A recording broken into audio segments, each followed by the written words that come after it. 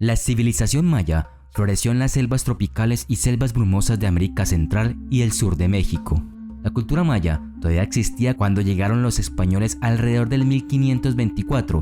El conquistador Pedro de Alvarado derribó la mayor parte de las ciudades-estado mayas para la corona española.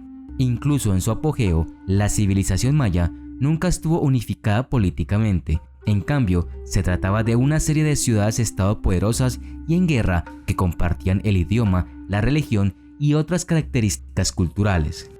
Una de las muchas cosas intrigantes sobre los mayas fue su capacidad para construir una gran civilización en un clima de selva tropical.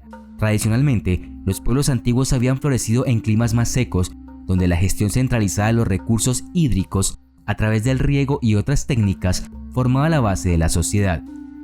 Sin embargo, en las tierras bajas mayas del sur había pocos ríos navegables para el comercio y el transporte. Los mayas aprovecharon los muchos recursos naturales del área, incluida la piedra caliza para la construcción, la obsidiana de roca volcánica para herramientas y armas y la sal. Los cenotes es un agujero natural en la superficie de la tierra que se forma después de la corrosión extensa de la roca caliza por el agua subterránea. Las áreas donde se forman los cenotes tienen poca formación de suelo y tienen una geología característica del lecho rocoso a base de piedra caliza. En una región desprovista de ríos o lagos como Yucatán, los cenotes brindaban acceso a agua dulce durante todo el año. Su gran número y capacidad para sostener grandes asentamientos humanos formaron la base sobre la cual se podría construir una sociedad sofisticada.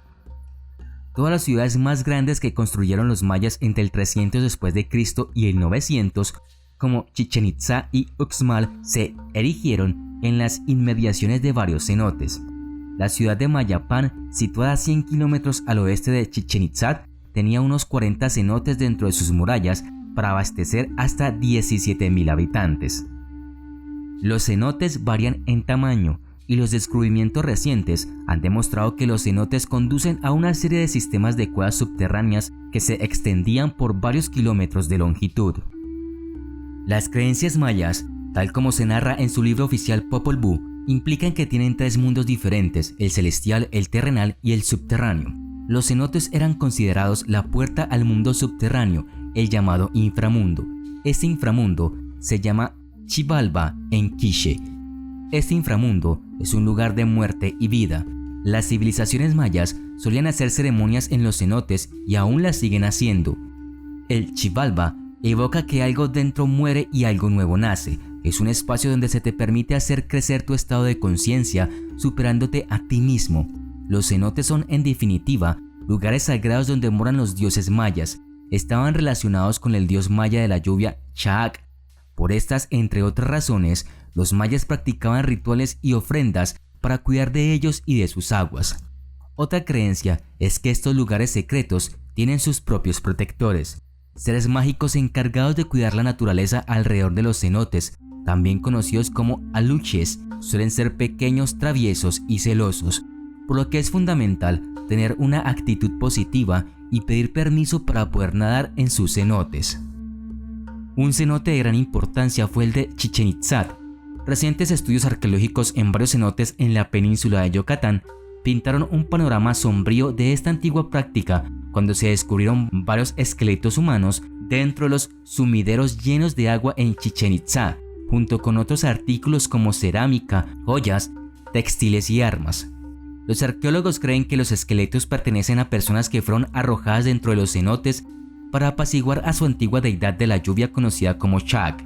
Se cree que el sacrificio humano se llevó a cabo cuando los mayas estaban experimentando una larga sequía, una sequía que se ha relacionado con el declive de la civilización maya.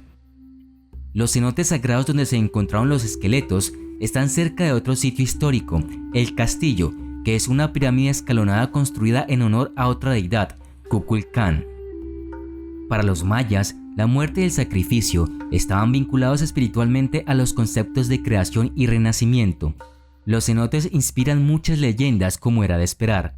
Uno de los más conocidos tiene lugar en Itquile, cerca de Chichén Itzá. Los protagonistas son dos jóvenes amantes que tuvieron que enfrentarse a sus propias familias para defender su cariño.